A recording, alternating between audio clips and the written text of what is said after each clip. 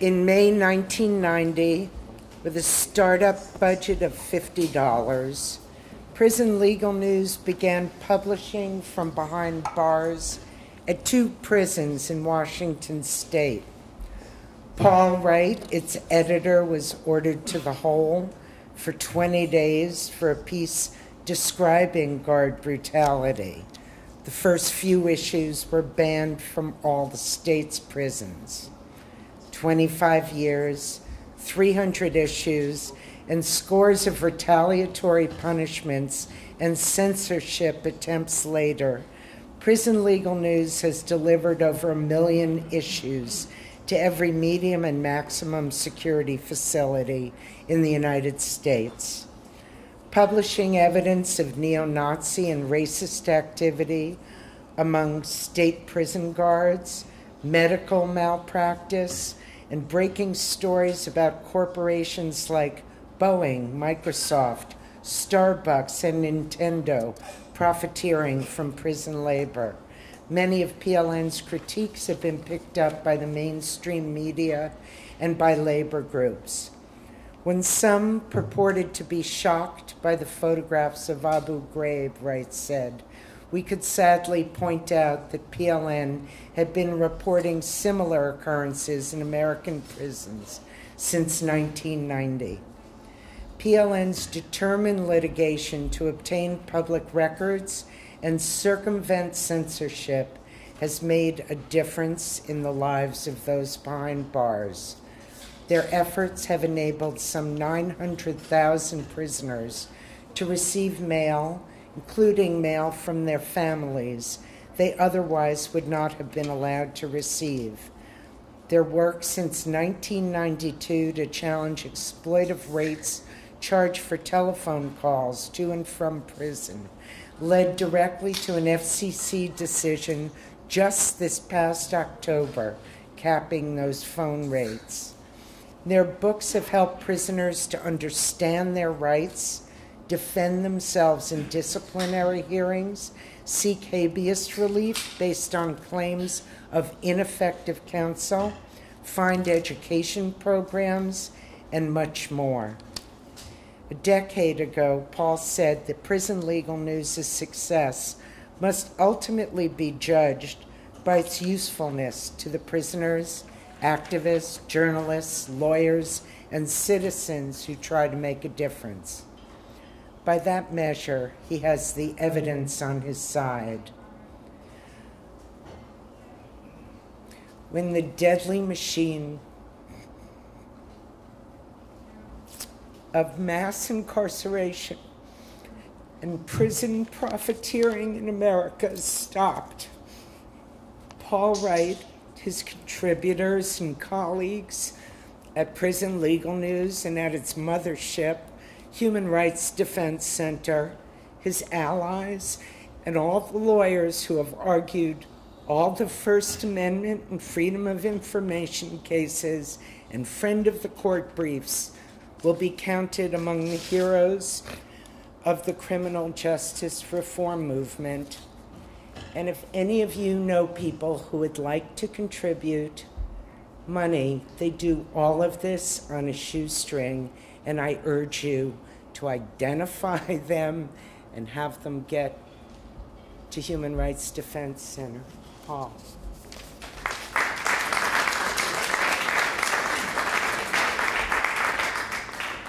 I'd like to thank everyone for making it out here. I know that sometimes New Yorkers don't like going out in the rain, so I'm glad that you've braved the rain. I'm just happy it's not snowing. So one of the things I think in terms of being here today, I started Prison Legal News in 1990. I think as Meg mentioned, we had the princely sum of $300 to start it up with, and that was our budget for 6 issues. And when we started the magazine, we thought we're going to do it as long as the money's there to do it, and we figured the money will be there as long as there's a need to do it. And we published our first issue. We had 75 would-be or prospective subscribers that we sent it to, and our monthly budget then was a whopping $50 a month. So, and I think that's one of those things when people say that you need a lot to get things accomplished. I think that the reality is that you can start, you can do big things starting small and starting more modestly. Our first 3 issues were censored in the Washington State prison system, and we're preparing to file a lawsuit over it. We didn't have lawyers or anything, so I drafted the complaint at the time, and the Washington DOC decided to change up on it, and one of the wardens at the time, a guy named Jim Blodgett, he was a warden at the penitentiary, and we had a somewhat adversarial relationship. He told me that the reason they changed their mind was, he said, the ideas embodied in prison legal news were too radical and outmoded, and they would find no support among prisoners at the time. So on our 10th anniversary, I sent Jim a letter, and I said, well, Jim, looks like you were wrong. And he sent me back a nice letter saying, yeah, I thought I was wrong on this one. And he actually complimented us on the fact that 10 years later, PLN was still going. And I don't know what's happened to Jim Blodgett now. I'm sure he's long retired from the Washington prison system. But we have grown. We've gone from the good news and the bad news I look at in the terms of our growth, and that is the fact that when Prison Legal News started publishing, we had 75 subscribers, but there was 1 million people locked up. Today we have around 10,000 subscribers, but there's 2.5 million people locked up. So I think that's one of, in some respects, it's not a tribute to criminal justice advocates, and I can say that my career as a prisoner rights advocate has basically been one long fighting retreat, and I think that's been one of the things that's happened with a lot of what we've been doing with Prison Legal News. In the 25 years we've been publishing, we started out at 10 pages. Hopefully everyone's picked up their complimentary copy here for folks that aren't subscribers. We're at 72 pages now. And it's not for a lack of news to report. There's actually a lot going on in prisons and jails. We report a lot of it on our website that doesn't fit into the print edition.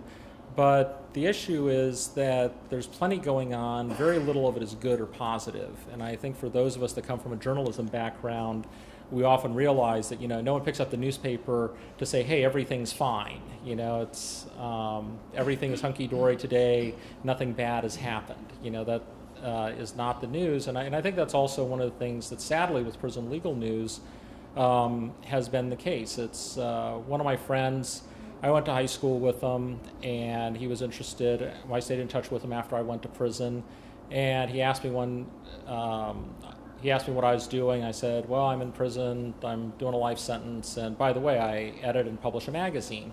Here's a copy. And he said, wow, this is pretty neat. So he subscribed to it, and a couple years later, back in those days, I was in prison, and I'd look at our mailing list every month and see who was subscribing.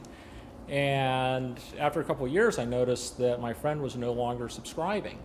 And I wrote to him and said, how come you're no longer subscribing? And he said, well, I've been a reader for a couple of years, but gosh, Paul, the Prison Legal News sure is depressing. All you've got is guards are killing people, people are getting raped, and I'm like, but we report all the good news. We report the guys that got beaten up by the guards and filed a lawsuit and at least got some money. Most of the time people get beaten and killed by the police and guards and they don't even get anything. And so his thing was, no, this is just too much of a bummer for me. And I think that one of the things that we've started out from is, our aim has never been to just depress people and get everyone all bummed out. I think, the nightly news does a good enough job of that. But, what we've strived to do from day one has been to provide people with timely, accurate information about the things they can do to help themselves, to better themselves. Because one of the realities of the American criminal justice system and prison system is there really is no cavalry coming to help anyone. And that was one of the things that I realized when I went to prison. I was 21 years old when I was convicted, and I'd say I probably knew about as much about prison as the average 21-year-old. I mean, I saw Clint Eastwood when he escaped from Alcatraz, and I was really surprised at both the brutality, the dehumanization, and just the sheer impunity of the people running the prison system. And one of the things that really stuck with me was the first time a guard told me, you don't have any rights, we can do anything we want to you. And I didn't say anything at the time. I kind of thought about it, and it's kind of like, well, actually, they do have a lot of power. and they can do a lot of things, and they often do. And one of the things that kind of changed me on that was I started writing, and I think that that's one of the things that I believe then and I believe now, that the American public knew what was actually going on in our prisons and jails in this country, that they would not stand it, and they would demand change. They would demand change for the better. Some people say I'm hopelessly naive about that, but 25 years later, I still believe it. And one of the things has been said is, I can't do anything about apathy, but I can do something about ignorance. And once you know the facts, once you know the reality, and you know what's happening, you choose to do nothing about it, that's kind of a different story. But you can't say that you don't know what's happening. We've been able to reach a lot of prisoners in a lot of places over the years. We've never aimed to be a mass circulation publication. I'm one of the people that believes that basically 1% of the population is what brings about social change. Is if you can mobilize the 1% of the population, they'll bring along the other 15 or 20% of the population that you need to make change. And that's one of the things that I found was the case in prison. And over the course of my career as a prison activist, I've done the writing, I've done litigation, I organized work strikes. I really like work strikes. I did food boycotts, and one of the big things you learn about organizing a food boycott is you don't do it on hamburger day, you do it on tuna casserole day, And the big thing that stuff like food boycotts do is the biggest threat that they pose to prison administrators, and why prisons tend to grossly overreact to things like that, is they realize that the prison population is united.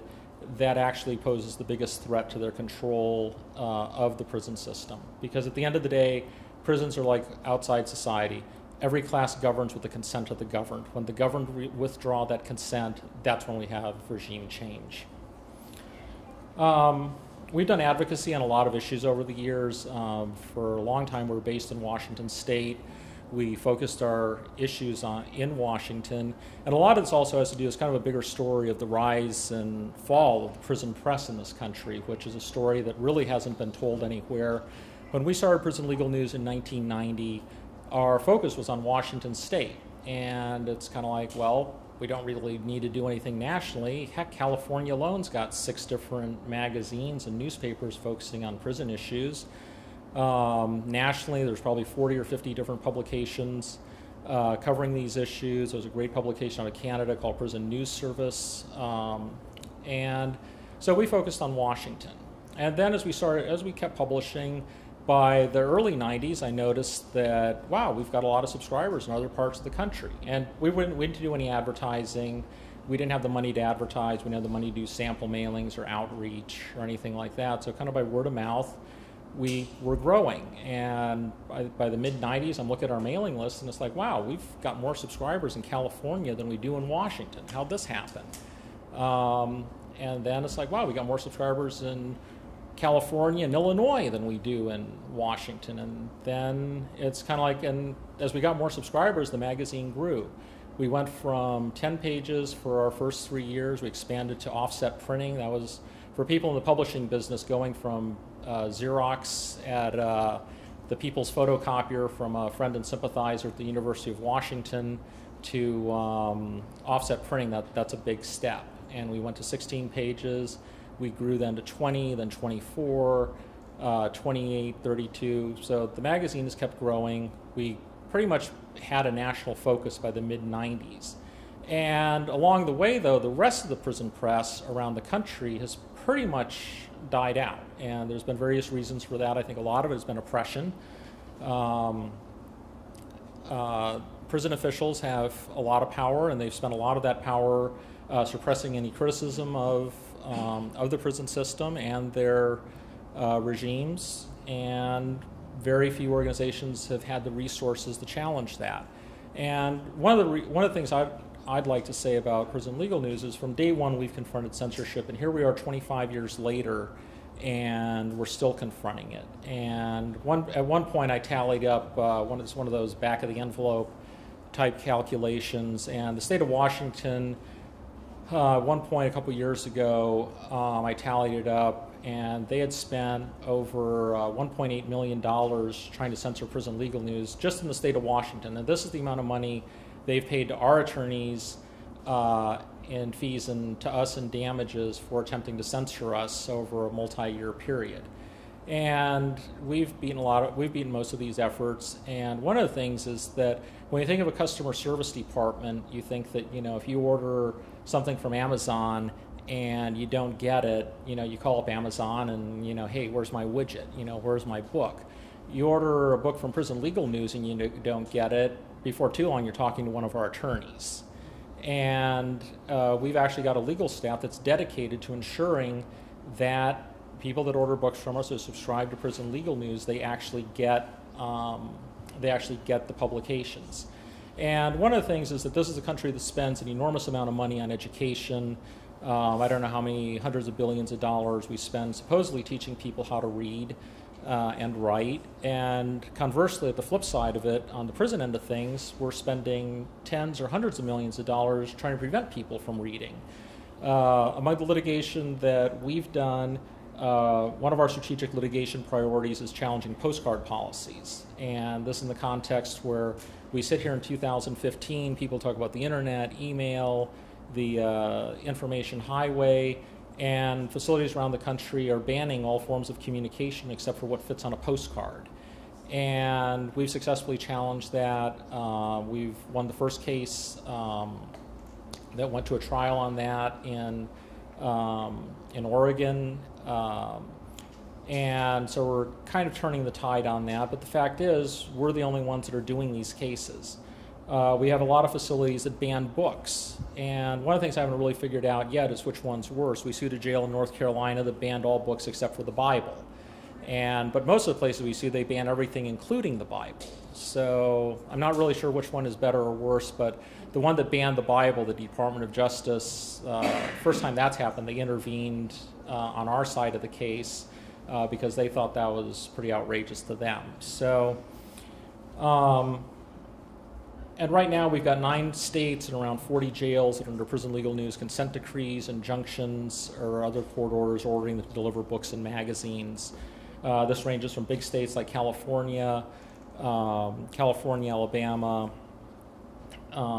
Washington, Oregon, Nevada, and others, yet these problems still persist. And even though we do a fairly good job on these matters, we're not running out of places that are trying to censor us. For the past 5 years, the Florida Department of Corrections has censored Prison Legal News, and this is a prison system that routinely beats prisoners to death at the hands of guards. Their medical care is abysmal. Hundreds of prisoners have died since they privatized their prison medical system, and they're ensuring that prisoners in Florida haven't been able to get Prison Legal News for the past 5 years. So it's kind of a never-ending struggle. Some of the other stuff that Prison Legal News and the Human Rights Defense Center does is, in addition to publishing the magazine, we also distribute books. We distribute around 50 books that are useful to prisoners. We also started publishing books around 5 years ago, and some of these books are how to get an education behind bars, books on how good was your lawyer, how to defend yourself and litigate a prison disciplinary hearing. And these are books that mainstream publishers have determined are not, as they put it, commercially viable. And we obviously have different ideas of commercial viability, but we think it's an important thing to be able to bring books like this to prisoners that they can use to help themselves and improve themselves and advocate for themselves. Some of the people I'd like to thank is over the years we've had a lot of staff, Prison Legal News and later the Human Rights Defense Center. We started out as an all-volunteer organization. We did not have our first paid staff person until 1996, so our first 6 years were all volunteer. And it's one of those things that I think about it looking back on it 25 years later, and I didn't think that we'd be here this long. And the other things is, I remember how things have changed when you go from literally, you just got to break even, everything goes into the magazine, all you got to pay is printing and postage and office supplies, to, I look at our bills these days and I think, wow, we're spending a lot of money on insurance, and I'm not really sure what we need insurance for, but I think we need insurance. So But it's kind of, and then I think these are kind of good problems to have. So we've had a lot of people who have worked for us over the years. We've had, over the years, we've had a lot of attorneys that have represented us in litigation. Literally, last time I counted up, we've done litigation in 34 states around the country, which I'm not sure if we have any civil rights lawyers in South Dakota or Montana, but by golly, if we have a problem there, we will find them. And I hope folks can pick up, we've got sample issues of Prison Legal News outside. We've also got our annual fundraiser packet that has our annual report in it, and we've also got a list of all the attorneys that have represented us around the country that we're very proud of, that have really made a difference in terms of what people in prison can get and the ability of people outside of prison to communicate with them. A lot of the people who have also made a huge difference for us are our subscribers, and that's been one of the things that one time I had a program officer at a foundation tell me, Paul, why do you charge prisoners, I think our subscription rate at the time was $24, why do you charge prisoners for the magazine subscription? And I told her, well, because it's easier for 1,000 prisoners to hustle up $24 than it is for me to hustle up $24,000 for 1,000 subscriptions. And I guess she didn't like that answer because she didn't give me any money. So, but I think that's also one of the things, though, is that I think there's a flip side of it too. On the one hand, I think it's important that the people that are most affected by it find our product, find our magazine and our books worthy enough of their financial support in a very limited financial universe. And I say this as someone who worked for years in prison jobs where I was making $50, the princely sum of $50 a month, whether I was working as the prison janitor or as an English as a second language tutor or in the prison law library or whatever. So, and it's also one of those things too in the fundraising context. We ask people for money. I'm going to be asking you guys for money here too, which hopefully if you can support our work, you'll see fit to support us. But one of the things is when we do our fundraiser, and the guy in death row sends us 2 books of stamps, I'm thinking that proportionate to his income, that's a huge amount of money. And I thought about that when I was in prison as well, is when I would subscribe to things or I would donate money to different things out of my $50 a month salary. It's really a difference when it's relatively proportionate to your income. Some of the people that have really fueled our increase in our editorial content have been our advertisers, and I think that's one of the things no one likes to talk about is the role that advertising plays, and the role of the media in this country. And the person who's really made that really possible has been Susan Schwarzkopf. She's been our advertising director since 2007, and I think at the time we had like 36 or 40 pages. And in that time, she's been able to pretty much, she's quadrupled our advertising revenue, and in the process, we've more than doubled the size of the magazine, which I think it's one of those things when I read about everyone in the print media complaining about the decline of print advertising. So far, we're the outliers on that, and I'd like to thank Susan for making that possible. Over the years, we've had a lot of contributing writers. We've had prisoners around the country that have contributed. We've had academics, lawyers, and plenty of other people that have contributed to the high quality of our magazine. And those are all things that have been excellent over the years, and I think have really contributed to the value of our magazine. In wrapping this up, one of the things that I have to say is after 25 years of doing this, I'm reminded of the comment by a Norwegian criminologist that says that repressive systems appear to be stable right up until the moment they collapse, and which we may be from our dancers next door. But and I think one of the things that's interesting is after 25 years of doing this, we're hearing noises about the possibility or the potential for change in our criminal justice system. And I think that one of the things that we have to look at is kind of the poverty of this discussion that we're hearing to date. Is we hear President Obama, we've heard former Attorney General Eric Holder, they've talked about, oh, we need to reduce the prison population and things like that. And these are people, they hold the reins of power. They actually have a lot of power. They can actually accomplish quite a bit if they choose to. And having been reporting on this and covering this in the 1990s, when the United States was opening a new prison every 2 weeks for almost the entire decade, no one's really talking about closing a prison every 2 weeks in this country for 10 years. I mean, let's be honest, no one's talking about that.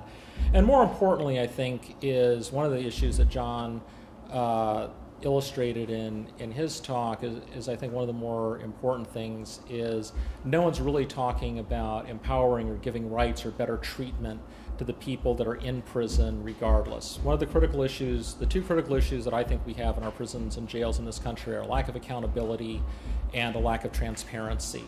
We've been embroiled in a 12 or 13-year battle with the Bureau of Prisons these days over finding out how much money they've paid out in prison litigation over a multi-year period. And when President Obama took office, he issued a executive order saying there's going to be supposedly greater transparency in government. We dutifully got a copy of that. We sent it over to the Department of Justice attorneys, and at the time we had 2 federal Freedom of Information Act cases pending. Their response was, this means nothing has changed. And, well, anyways, our case was started under President Bush. It looks like it's still going for now, so we'll see if it survives President Obama's term. But I think that's the critical thing about what passes for the discussion of the discourse. And we think about human rights, and sadly the notion is that human rights are stuff that people in other countries have. We're not thinking that human rights are things that people in this country have or should have, and more importantly, that our government should be held accountable for respecting those human rights. And one time I was sitting in prison. I was in solitary confinement. We'd run an article in Prison Legal News about the racist beatings of black prisoners by guards, and it was one of those things where I witnessed the beating myself, and I wrote about it in Prison Legal News. And I wrote letters to the FBI about it, which was ignored. I wrote to the governor, which was also ignored. I wrote to the media, they ignored it. And then I got infracted by the guy who, he was just appointed by the governor as the Department of Corrections Director for the Washington DOC last month, a guy named Dan Pacholke, saying I was lying about staff. Well, you know, I mean, I know what I saw, and unlike like Richard Pryor would say, you know, who are you going to believe, me or your lying eyes? And anyways, at that point, the Seattle Times picked up the story, not because of the beatings, but because I was being punished for reporting on the beatings. And that made it onto the front page of the Seattle Times. And I'm sitting in solitary confinement. I'm kind of thinking, you know, I think if I was in Iraq or Cuba or someplace the U.S. government didn't like, someone in the U.S. government would care about the fact that I'm sitting in an isolation cell. It's so cold in here, I can see my breath. I'm having to argue with the guards to give me an extra blanket, because I'm literally freezing my ass off in here. I can see my breath. And when I'm demanding to talk to the lieutenant, I got the guard coming in to tell me that the temperature is perfectly normal. And he's wearing 3 layers of clothing, and we can both see our breath. So anyways, and I think that's one of the things, though, is that if what was happening in American prisons were happening in prisons overseas, it'd be a far bigger outrage and media story than it is today. Lastly, I'd like to thank everyone, all of our sponsors for this event. I'd like to thank all of our staff. Alex Friedman, he's the managing editor of Prison Legal News, and our associate director. He's here this evening, and he celebrated 10 years with us. And just before the event, we're trying to figure out how long he's been hanging out with the likes of Prison Legal News, and I think we couldn't decide if it was since 1994 or 1995 when he was in prison as well. And right now we have 14 great employees in our office in Florida, our office in Nashville, and Seattle. We're able to do a lot, and one of our things is we're also looking to be able to expand and do even more. And for that, we need your support and the support from folks like you, and your help. If you'd like to make a donation, I hope that you can make one and support us. I would say we have operators standing by, but anyways, we have Susan in the back room, and she's got a credit card machine, and we're ready to take checks if you're able and willing to support us. And anyways, I'd like to thank all of you for coming out here, and I hope you enjoy the evening. Thank you very much.